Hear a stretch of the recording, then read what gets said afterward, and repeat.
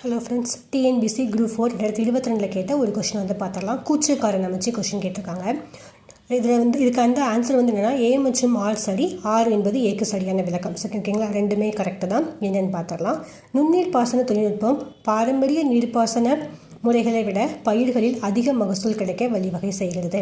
இது கரெக்டு. காரணம் நுண்ணீர் பாசன திட்டத்தில் அளவான நீர் சீரான கால இடைவெளியில் பாய்ச்சப்படுகிறது. பணியாட்களின் செலவை குறைத்து உர பயன்பாட்டு திறன் அதிகரிப்பதோடு விளைச்சலையும் அதிகரிக்கிறது.